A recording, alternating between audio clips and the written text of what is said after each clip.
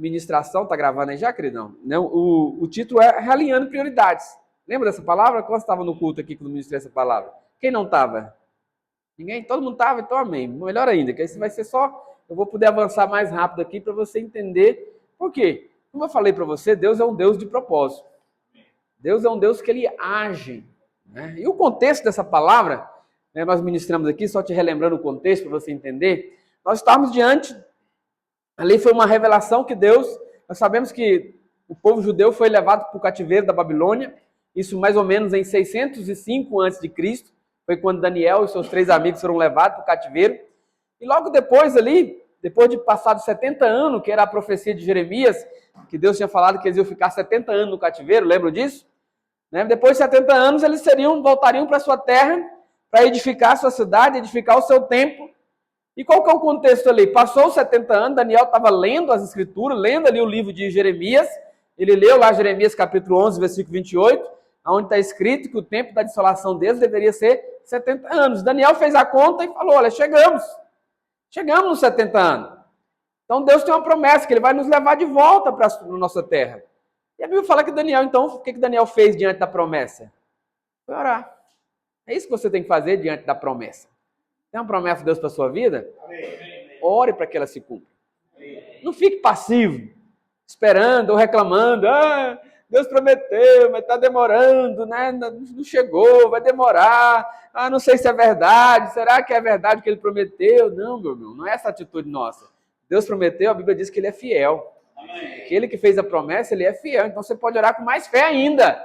Reivindicar diante de Deus o cumprimento da promessa. Reivindicar como? Lembrando o Senhor. Senhor, o Senhor prometeu. O Senhor tem uma promessa na minha vida. Eu estou aqui em oração, buscando um cumprimento. Essa é a atitude do homem de Deus. Daniel fez isso, ele foi orar. Aí você sabe ali do contexto, que teve resistência espiritual, teve uma guerra espiritual envolvendo arcanjos, né? O negócio foi cabuloso, Rodrigo. Tinha arcanjo ali, e foi poderoso, né? Guerras espirituais terríveis acontecendo ali, mas de fato Deus enviou a resposta. Só que a resposta que Deus trouxe para Daniel foi falar a respeito de todo o propósito de Deus. Né? Nós sabemos que Daniel tinha começado a ver o propósito de Deus desde lá de Nabucodonosor, quando ele sonhou com a estátua ali, aquela estátua, depois com os animais, depois cada um daqueles sonhos revelava o que Deus queria fazer na história da humanidade. Sim ou não? Sim, porque Deus não é um telespectador da história. Deus é alguém que já estabeleceu o que ele vai fazer. E ele trabalha para que aquilo, seu propósito, seja cumprido. Seus propósitos não podem ser frustrados. Então Deus levanta homens e mulheres durante a história para fazer com que o seu propósito seja cumprido. E se nós não dermos a resposta, não vai acontecer? Não. Deus vai levantar outros. Deus levanta outros. Quando Saul não responde, já tem um Davi de reserva esperando. Acredite. Porque os planos de Deus não podem ser frustrados. Deus trabalha. Então ali, Deus revelou então para Daniel como é que isso ia acontecer. E foi uma revelação tão extraordinária, tão tremenda, que Deus revelou o que ia acontecer dali até o reino do Messias. Até o reino. Deus colocou para ele ali na famosa profecia das 70 semanas. Deus estabeleceu que ele ia fazer um reino após outro reino, ali até vir um reino do seu filho, o reino do Messias. Amém, meus irmãos? Então Deus trabalha na história. Inclusive nós falamos ontem não, foi no domingo no culto, né? Demos o exemplo de Nabucodonosor, que foi alguém que não glorificou a Deus. E porque ele não glorificou a Deus, ele sofreu ali um castigo, ficou 7 anos como animal, até que reconhecesse que o céu governa. Entendeu? Temos que conhecer, o céu governa. Deus governa. Deus não é igual aos nossos políticos, que promete só na campanha, né? Não, Deus governa. Deus cumpre as promessas, faz com que as coisas aconteçam, amém? Mas feito esse contexto, então, Deus mostrou para Daniel que ele ia levar o seu povo de volta, dele a profecia das 70 semanas, e Deus vai trabalhando nas gerações, para que o seu propósito seja cumprido, amém? E quando aqueles homens e aquelas mulheres que são levantados e não estão cumprindo ali o propósito de Deus, Deus levanta outros homens para poder alinhar para o plano original. E qual foi a direção do Senhor para aquele povo naquele momento ali? Lá em Esdras, capítulo 1, versículo 1, diz assim, olha, no primeiro ano de Ciro, rei da Pérsia, para que se cumprisse a palavra do Senhor, para que, irmão? Para que se cumprisse a palavra. Então, Deus, ele falou. Se ele falou, vai acontecer. Então, ele vai estabelecer coisas para cumprir a palavra. Amém? Então, no primeiro ano de Ciro, rei da Pérsia, para que se cumprisse uma profecia que já tinha sido falada por boca de Jeremias, despertou o Senhor o espírito de Ciro, que Deus levantou um ímpio para fazer o propósito dele. Amém? Levantou ele para poder cumprir o propósito. Porque o plano de Deus não pode ser frustrado. Deus já estabeleceu, amém, queridos? Então despertou o Senhor o espírito de Ciro, rei da Pérsia, o qual fez passar, o pregar ou proclamar por todo o seu reino, como também por escrito, dizendo, assim diz Ciro, rei da Pérsia, o Senhor, Deus dos céus, me deu todos os reinos da terra, e me encarregou de edificar uma casa em Jerusalém de Judá. Então Deus estabeleceu para ele, naquele momento ali, qual que era a missão? Edificar uma casa lá em Jerusalém. Por quê? Porque Jerusalém faz parte de todas as profecias. Então era necessário para que o propósito de Deus se concretize, para que o seu filho viesse, que Jerusalém estivesse lá e tivesse um templo. Então Deus estabeleceu. Então a prioridade ali era edificar uma casa, lá em Jerusalém. Mas qual casa? Fala comigo, o templo. Ali a edificação era do templo. Aí versículo 3, quem dentre vós é de todo o povo, seja seu Deus com ele, e suba a Jerusalém de Judá, porque Deus estabeleceu. Passou 70 anos, vocês têm que voltar para lá, edificar a cidade e reconstruir o templo. Essa era a prioridade daquele momento. Por quê? Porque tudo isso fazia parte do processo, fazia parte do projeto de Deus, do propósito de Deus. Porque Deus já tinha estabelecido tudo o que ia acontecer, desde lá até no reino. Mas, para que isso acontecesse, a cidade precisava ser edificada e o templo precisava acontecer.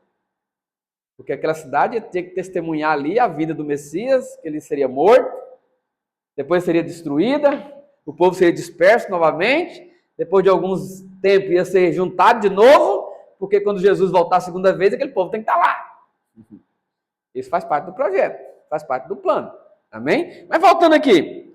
Então, voltando ao versículo 3, edificam a casa do Senhor, Deus de Israel. Ele é o Deus que habita em Jerusalém. Todo aquele que restar em alguns lugares em que habita homens, os homens desse lugar o ajudarão com prata, com ouro, bens e gado, afora as dádivas voluntárias para a casa de Deus. Ou seja, Deus tem um propósito e Deus levanta pessoas para cumprir esse propósito. Então tem pessoas que são levantadas para botar a mão na massa, para fazer. Tem outros que são levantados para poder patrocinar, para poder ofertar. Tem outros que são reis, que são príncipes, são governos, que são levantados para poder assinar decreto. Porque o plano de Deus precisa ser completado.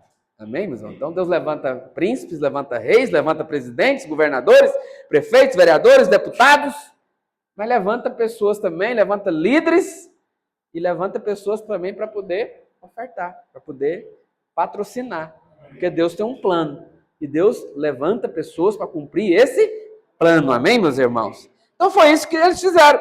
E a Bíblia conta na história, resumindo aqui a história, eu não posso perder muito tempo aqui. Eles foram, voltaram, o rei assinou o decreto, eles foram, fazia parte da profecia que tinha assinado o decreto, eles deveriam reconstruir, e eles começaram a reconstrução. Só que, quando você faz a obra de Deus, você está envolvido na obra de Deus, você continua tendo um inimigo que vai resistir. E ali se levantaram pessoas, inimigos do povo de Deus, caluniadores, inventaram mentira, inventaram mentira para o rei, olha, não deixe eles completar a cidade, porque se eles completar a edificação da cidade, e fechar os muros, eles vão se rebelar e não vão pagar mais imposto. Esse povo judeu é terrível. E fizeram a cabeça do rei, o rei acreditou. Então mandou parar a obra, mandou parar a construção. E a Bíblia diz que essa paralisação da construção ficou por 12 anos parado. Mas lembra que Deus tinha estabelecido, tem um propósito. A cidade precisa ser edificada, o templo precisa ser edificado. Porque faz parte do cumprimento do propósito de Deus. Mas o povo, diante das ameaças, diante das dificuldades, Paralisaram. Só que depois, cada um foi cuidar dos seus negócios, cuidar da sua vida, cuidar dos seus afazeres. E a obra de Deus ficou em segundo plano, ficou paralisada, ficou parada. Então é nesse contexto que Deus levanta um profeta chamado Ageu, para lembrar o povo de qual que é o propósito de Deus para eles. E o propósito de Deus para aquela geração era clara: edifica uma casa em Jerusalém. Porque naquele momento era o propósito. Lá em Ageu, capítulo 1, versículo 1, diz assim, olha, no segundo ano do rei Dario, no sexto mês, aqui já era outro reino já, no primeiro dia do mês, veio a palavra do Senhor por intermédio do profeta Ageu, a Zorobabel, filho de Selatiel, governador de Judá, e a Josué, filho de Josadaque, o sumo sacerdote, dizendo, assim fala o Senhor dos exércitos, este povo diz, não vejo ainda o tempo em que a casa de Deus deve ser edificada. Então aqui eles estavam falando que cada um não paralisou, parou, cada um foi cuidar das suas coisas e esqueceram a obra, esqueceram da prioridade. A prioridade era edificar a casa. A prioridade naquele momento era edificar a casa. Só que hoje nós também temos uma prioridade. Hoje Deus tem uma prioridade para o povo dele, que também é edificar uma casa. Só que a nossa casa que nós edificamos hoje não é mais uma casa de tijolos. Agora é uma casa espiritual para Deus. Nós também somos chamados, a nossa geração faz parte dessa linha profética, desse propósito eterno de Deus. Então, naquele momento, aquela geração tinha uma tarefa específica, edificar lá uma casa, só que aquela casa era literal, era o templo, mas que eles pararam de fazer. Só que o plano de Deus não pode ser frustrado, lembra disso. Então, Deus levantou um profeta ali para trazer o povo de volta para aquilo que deveria ser feito, para aquilo que era importante naquele momento. Amém, meus irmãos? É interessante quando o Ageu se levanta para falar, Ageu nem toca no assunto decreto do rei. Olha, gente, eu sei, né, que o Alexandre de Moraes aí proibiu de usar rede social para evangelizar, que não sei o quê, falou isso? Que o rei lá mandou parar a obra, nem falou isso. O que significa? Que aquela desculpa já nem servia mais. Aquela proibição tinha sido há 12 anos atrás, mais de uma década. Só que o povo estava usando aquela de desculpa para não fazer a obra, para não cumprir o chamado de Deus. Então o profeta levanta e começa a dar uma exortação para eles, para que eles voltassem a edificar a casa de Deus. Amém, meus irmãos? Então Ageu, ele não falou a respeito do decreto do rei. Porque às vezes nós ficamos envolvidos em edificar tantas coisas para nós mesmos e esquecendo das coisas de Deus. Era o que tinha acontecido ali. Cada um passou a seguir sua vida. Cada um estava preocupado com seus próprios negócios, com as suas próprias coisas. E literalmente esqueceram das coisas de Deus. Olha, acredite, nem todos nós somos chamados para viver de forma integral na obra. Mas todos nós somos chamados para edificar a obra.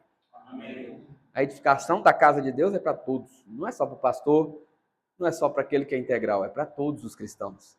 Todos nós precisamos estar envolvidos na edificação da casa. Amém, meus irmãos? O que é? Mas e hoje, pastor, o que é a casa de Deus? Interessante que Paulo ele responde isso para Timóteo. Ele fala que a casa de Deus hoje é a igreja. Lá em 1 Timóteo 3,15, diz assim, olha, para que, Paulo falando para Timóteo, olha, Timóteo, para que se eu tardar, se eu demorar, você tem que ficar ciente. O que é ficar ciente?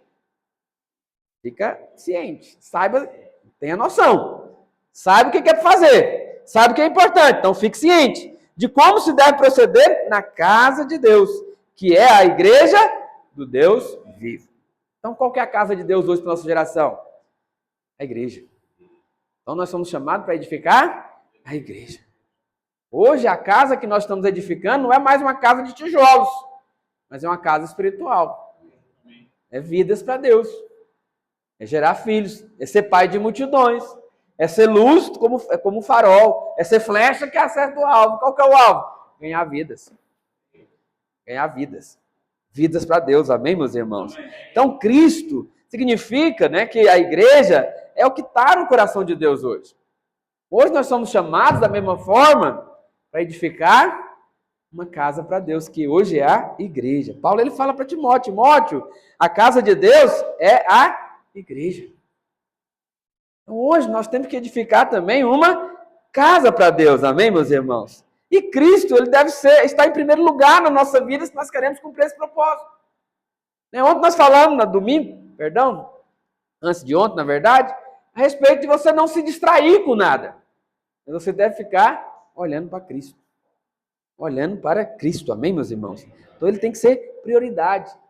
Pastor, mas o que é necessariamente colocar Cristo em primeiro lugar no nosso contexto ministerial? É você estar fazendo a vontade de Deus. Você ama o Senhor?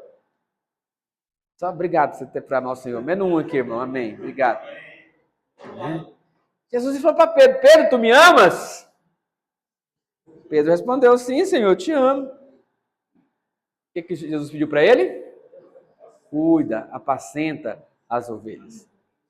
Então, nós hoje, nosso contexto aqui, que eu estou falando aqui para líderes, discipuladores, nós somos esses pastores hoje. Nós temos que apacentar as ovelhas. Isso é colocar Cristo em primeiro lugar. Amém, meus irmãos? Amém. Só que há momentos da nossa vida que, assim como o povo de Israel ali, nós esquecemos dessas coisas. Ou não priorizamos. Deixamos em segundo ponto, porque ficamos muito ocupados com muitas coisas. Às vezes trabalhando, às vezes cuidando da família, viajando, sei lá, tanta coisa que aparece no nosso dia a dia para nos tentar andar de bicicleta, jogando bola, né? Mas não é fazer essas coisas assim mais carnal, não. Fazer as coisas até mais, vamos dizer assim, não, estou indo trabalhar, pastor. Trabalhar até mais tarde. Peguei a obra lá, vou pegar o pedreiro aqui, peguei a obra lá, tem que entregar, então tem que trabalhar de domingo a domingo. Tem prazo para entregar, se não entregar vai ter problema, não vou receber no dia, vou ter um contrato para cumprir. Quem vai falar alguma coisa? O irmão. Jogar bola eu falo, não, irmão, toma vergonha. Você nunca leu que deve lançar a rede no mar, tirar a trave, parar a bola? Né? Você nunca ouviu essas coisas? Mas como é que eu vou falar para o irmão que está trabalhando? Entende? Entendeu? Talvez tem coisas na nossa vida que são aparentemente muito listas, mas que nos desvia o foco de cuidar do principal que está no coração de Deus. Amém? Esse foi o contexto. Então Deus levantou o profeta ali para que os israelitas ali, o povo dele, pudesse realinhar aquilo que era prioritário. Cada um estava cuidando das suas próprias casas.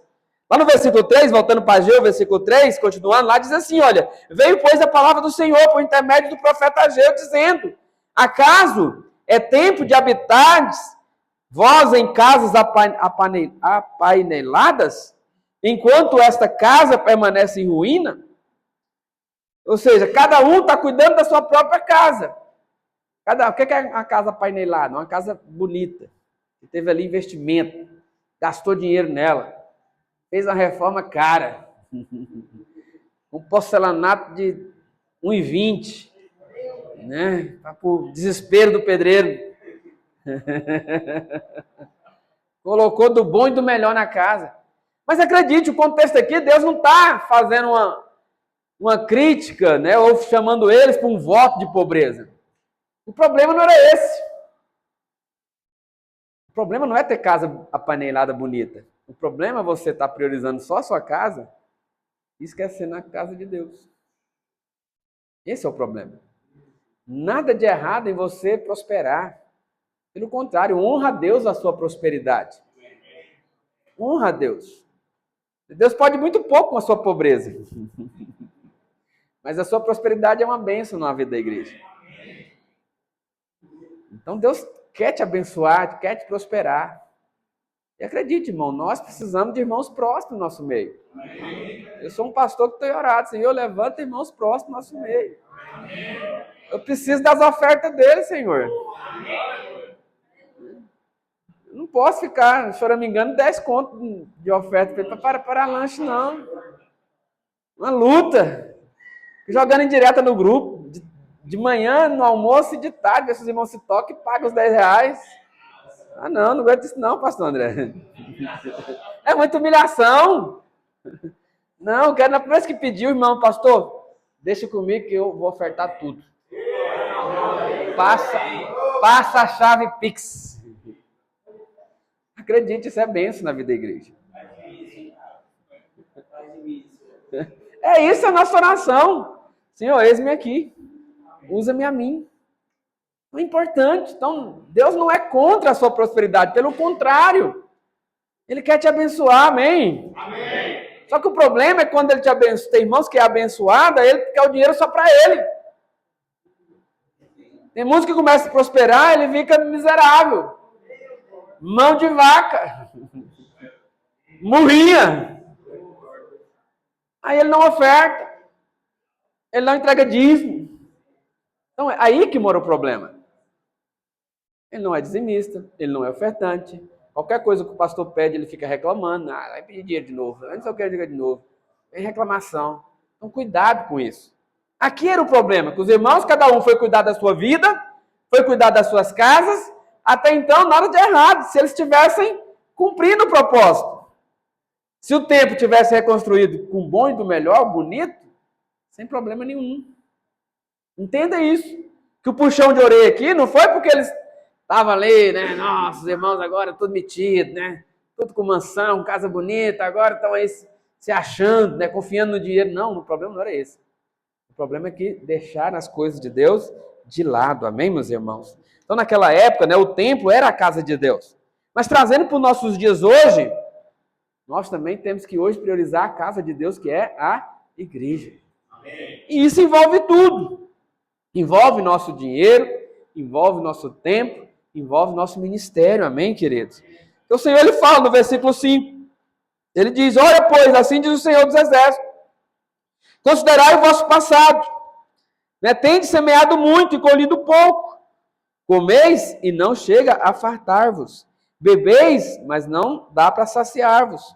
Vestivos, mas ninguém se aquece. E o que recebe salário, recebe para pôr num saco furado.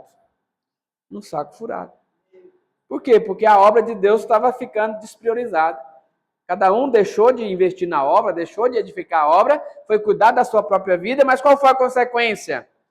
Mesmo eles tendo, não estavam satisfeitos.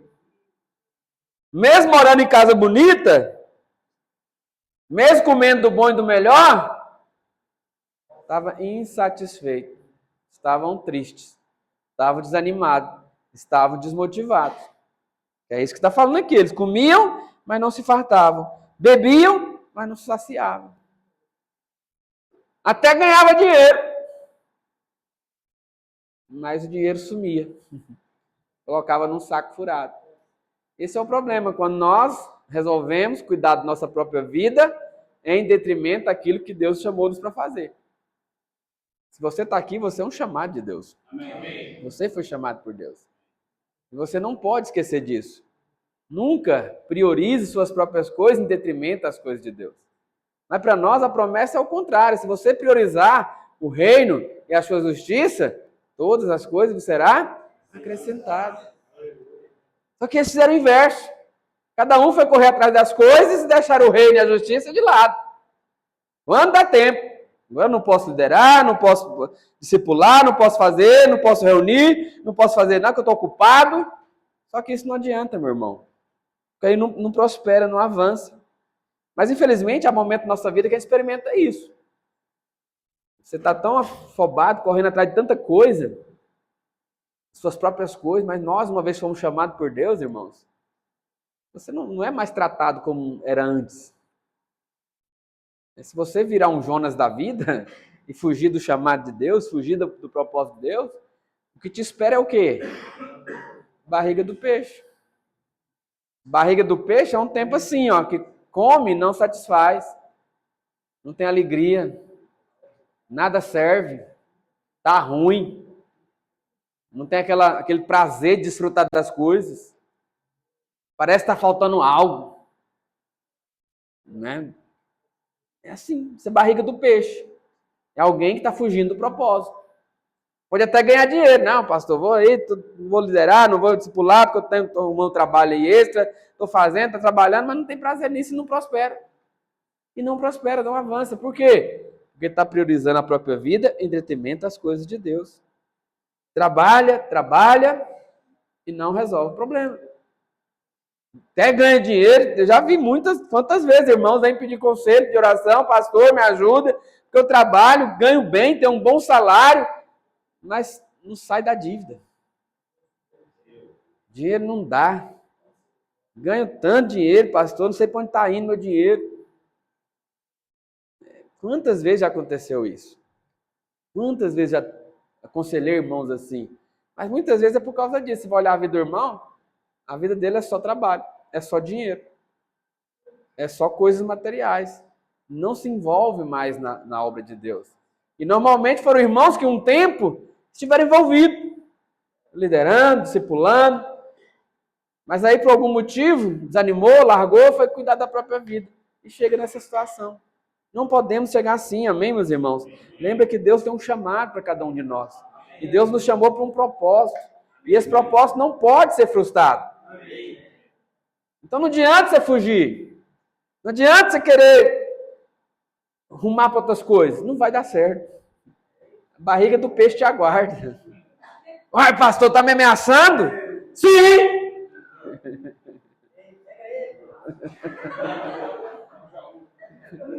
Porque a Bíblia foi escrita para o nosso aprendizado. Você não precisa ir para a barriga do peixe e aprender a lição de Jonas. Só ler a Bíblia. Tem um ditado que diz assim, olha para cá. Tem um ditado que diz que o inteligente aprende errando. Já viu isso? O inteligente aprende errando? Tem assim, aprende errando. Nunca ouviram esse ditado? Que aprende errando. Mas acredite, o sábio aprende pelo erro dos outros. Você não precisa errar também. Observa, leia, medita. Isso é importante para nós, olhar. Quando Deus chama, nós temos que cumprir o propósito. Então, esse propósito aqui, temos que ler essa história aqui, ler esse texto aqui de Ageu e aplicar para a nossa vida hoje. Olha, eu não posso despriorizar as coisas de Deus, só estou correndo o risco de ir para o mesmo destino deles. De trabalhar e não ter satisfação. Ganhar dinheiro e não saber para onde ele vai. Ou num saco furado. Era isso que estava acontecendo. Tudo que eles ganhavam ali era colocado num saco furado. Desaparecia completamente, não sabia para onde vinha. Mas o Senhor levanta o profeta para dizer para ele exatamente o que estava acontecendo, o porquê que aquilo estava acontecendo. Olha, está acontecendo porque vocês deixaram de cumprir o propósito de Deus e cada um foi cuidar do seu próprio propósito. Deixaram a edificação da casa de Deus de lado, abandonada, e foram cada um cuidar da sua própria casa. Mas o chamado deles foi específico. Voltem para lá, edifiquem a casa de Deus. Tudo bem, pastor, mas teve um problema, o rei proibiu. Se eles continuassem ali, eles iam morrer. Meu irmão, se Deus chamou para fazer, quem é o rei? Deus levanta outro no lugar dele. Não foi assim com o Nabucodonosor? Você vai resistir, meu amigo? Tá vendo? Tá concordando. Então, cuidado, meu irmão, cuidado. Então, esse é um tempo de nós priorizarmos, nós realinharmos as coisas, amém, queridos? Realinharmos. É hora de nós realinharmos as prioridades. Então, eu quero convocar você hoje para poder se alinhar com o propósito de Deus na sua vida. Eu falei, Deus tem um propósito estabelecido. E se você está aqui hoje, eu desconfio que você faz parte desse propósito. Posso estar enganado, mas eu acho que não estou, não. Você está aqui porque você faz parte desse propósito de Deus. E esse propósito ele precisa ser cumprido. E hoje Deus proclama a cada um de nós a realinhar essas prioridades. Qual que é a prioridade, pastor? Edificação da casa de Deus. Porque lá em Ageu, capítulo 1, versículo 7, o que ele diz lá no versículo 7? Lá diz, olha, assim diz o Senhor dos Exércitos, considerai o vosso passado, subi ao monte, trazei madeira e edificai a casa, e dela me agradarei, e serei glorificado, diz o Senhor. Então, o que agrada a Deus é a edificação da casa. O que agrada a Deus é quando você está envolvido na edificação da casa. Isso traz prazer, alegria para Deus, amém, meus irmãos? Isso traz prazer, traz alegria, quando você está envolvido na obra. Mesmo trabalhando, mesmo cuidando da sua família, mesmo lá, como disse, virando nos 30 para poder cumprir todas as suas demandas. Você está cansado, Chega em casa cansado, aí tem que ainda sair na chuva para ir liderar uma célula. Difícil, né? Brabo, moiado às vezes. Às vezes a moto fura o pneu, o carro fura o pneu no meio da chuva. Tem que comprar o lanche. Meu irmão, acredite, mesmo nessa dificuldade, sagrado o coração de Deus. Sagrado o coração de Deus. Você está edificando a casa. Está edificando ali aquilo que é mais precioso ao Senhor. Amém, meus irmãos? Então, essa casa ela é construída quando nós estamos envolvidos na sua edificação. Nós precisamos priorizar a edificação da casa de Deus. Amém, meus irmãos? Precisamos priorizar. Nós temos tantas formas de fazermos essa edificação, mas eu estou falando aqui hoje para discipuladores. Você mais do que os outros irmãos da igreja, você foi chamado para priorizar a edificação. Você foi chamado para ser alguém ali, como se diz ali, um gerente dessa construção. Você entende que você é um gerente dessa construção? Um encarregado dessa obra? Né? O irmão trabalha na construção. Se deixar os pedreiros soltos lá sem o encarregado, é problema. Então você é um encarregado de obra. Você é um mestre de obra que fala? Você é um mestre de obra. E nós estamos na edificação da casa. Você, discipulador, você que é líder, que está aqui, né, com a expectativa de se tornar um discipulador, você foi chamado para poder ser o supervisor dessa edificação. Ela é prioridade para nós. Precisamos priorizar. Precisamos fazer com excelência. Amém, meus irmãos? E tem tanto jeito de você fazer isso com excelência. Você foi chamado, levantado nessa igreja aqui local, aqui na Videira Canaã, e seu trabalho aqui é fundamental. É fundamental. E você não pode baixar a guarda. Você não pode cair no engano de querer cuidar da sua própria casa, dos seus próprios negócios, em detrimento a isso que Deus chamou você para fazer. Mas procure abraçar as duas coisas. Dá o seu melhor aqui na obra. Crendo naquela promessa de Mateus 6,33. Vou buscar o primeiro lugar o reino, a edificação do reino e sua justiça, e eu creio que todas as minhas necessidades vão ser supridas. Todas as outras coisas vão ser alcançadas. Vou prosperar. E o dinheiro que eu ganhar vai render, vai prosperar. Deus vai me abrir portas. Porque eu estou envolvido. Amém, meus irmãos? Você tem que crer nisso, porque muitas vezes nós somos tentados a largar para cuidar do nosso próprio negócio. Aí resolver os seus próprios problemas. Só que qual que é o problema disso? Você pode até ganhar dinheiro, mas vai colocar no saco furado. Não vai ter satisfação. Não vai ter alegria. Não vai ter prazer. Era isso que estava acontecendo com o povo. Era isso que estava acontecendo. Mas Deus nos ama tanto que Ele levanta pessoas. Por quê? Porque Deus nos deu esse propósito. Se o propósito não está sendo cumprido, Ele levanta outro para poder ajustar. Ele levantou o profeta ali para ajustar o negócio. Por quê? Porque o plano dele não vai deixar de ser feito. E aí, muito bom quando nós respondemos o propósito.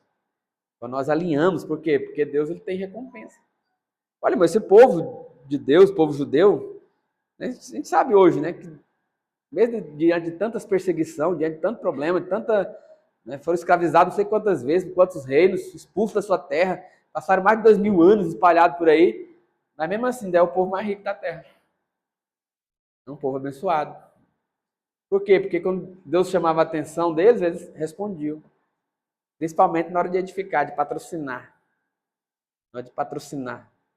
Por vários momentos, né? Não sei se você lembra lá de Êxodo, capítulo 33, eu acho, quando Moisés faz ali levantar a oferta para a construção do tabernáculo, chegou um tempo que ele mandou parar de trazer a oferta. Para, porque já deu. É um povo que tudo que eles têm é para abençoar a obra.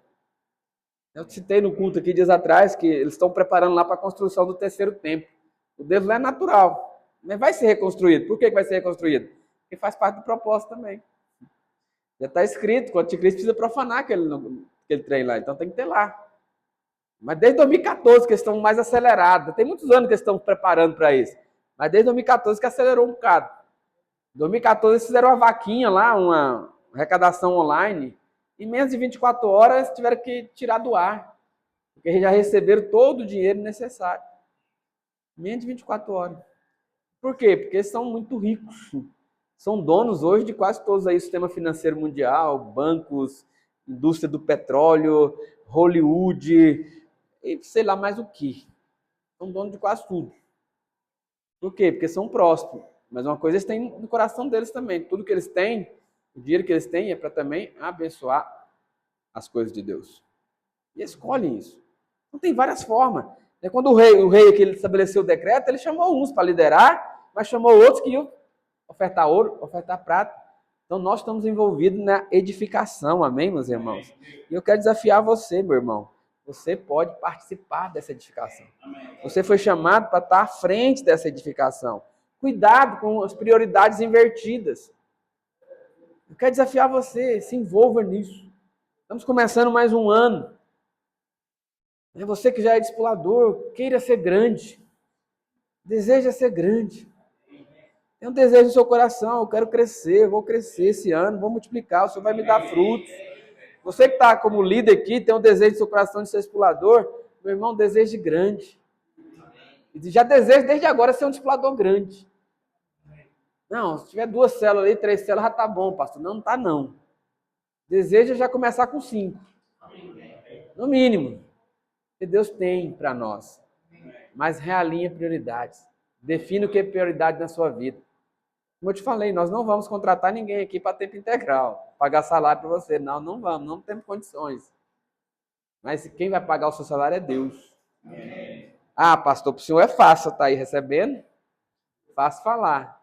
Mas deixa eu falar para você, olha, eu tenho 12 anos de pastor, mais uns 3 de obreiro, 15, mais uns 10, quase 10 de discipulador e líder.